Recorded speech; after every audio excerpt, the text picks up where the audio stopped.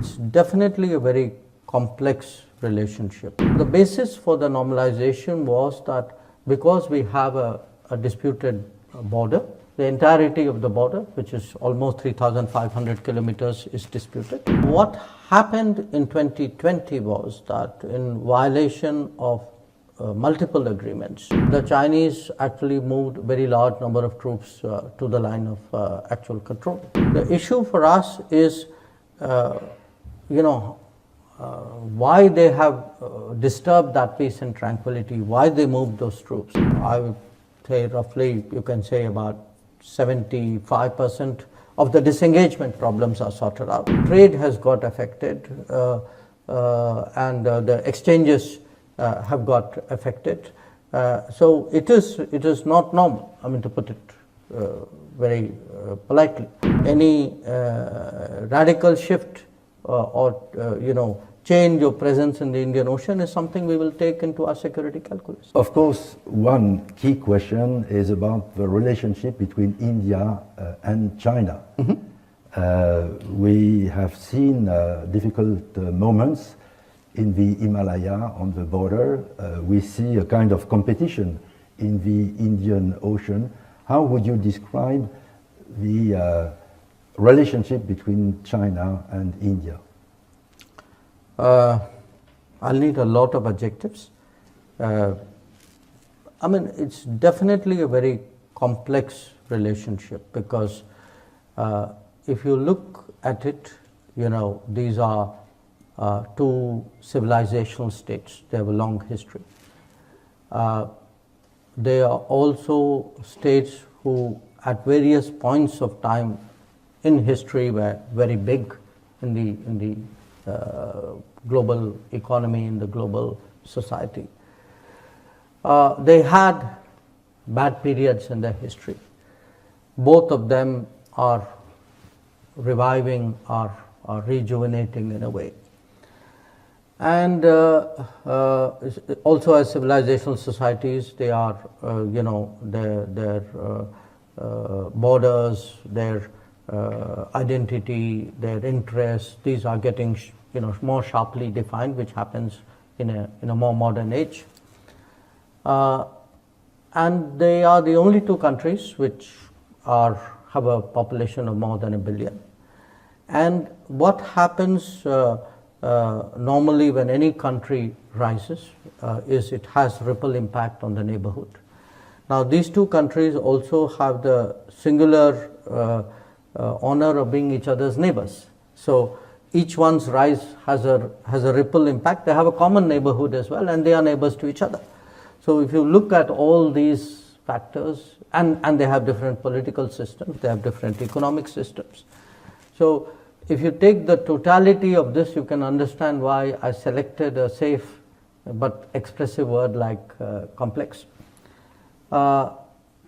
We had, we've not had an easy relationship in the past. It began reasonably well in the late 40s. There were frictions in the 50s. There was a war in 1962. Then there was a period really from the late 50s till for about 15 years we didn't have an ambassador. We sent back an ambassador in 76. But it was only in the late 80s that really the relationship, you can say, normalized. Now the basis for the normalization was that because we have a disputed border, the entirety of the border, which is almost 3,500 kilometers, is disputed and is being negotiated.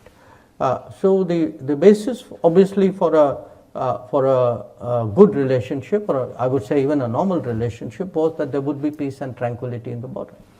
So after things began to take a better turn in 88, we had a series of agreements which stabilized the border. Then trade began, more contacts, politicians, generals, tourists, all what normally neighbors do.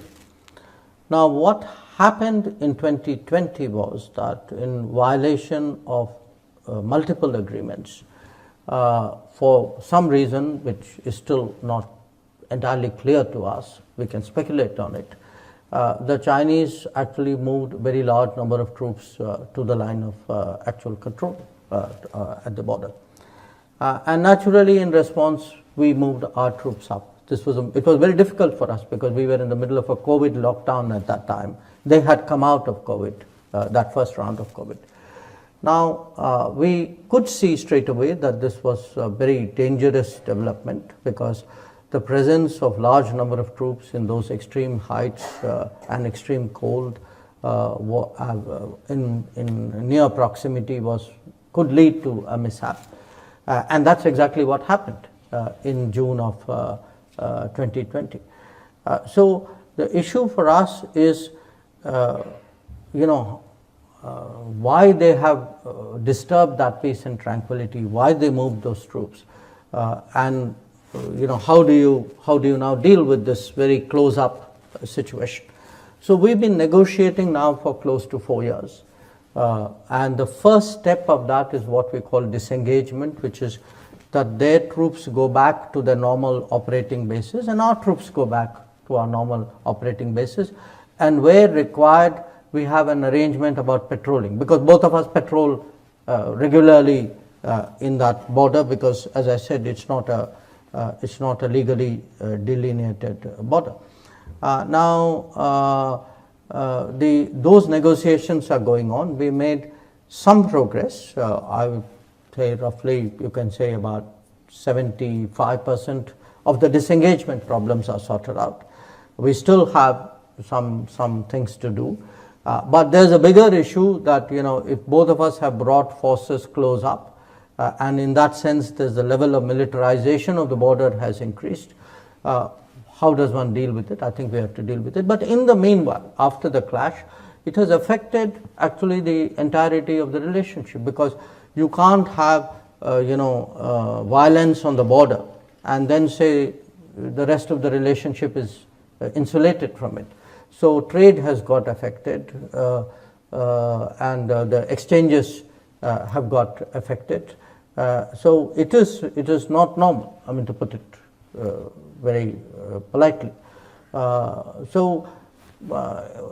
We hope that if there is a solution to the disengagement and there is a return to peace and tranquility, then we can look at other possibilities.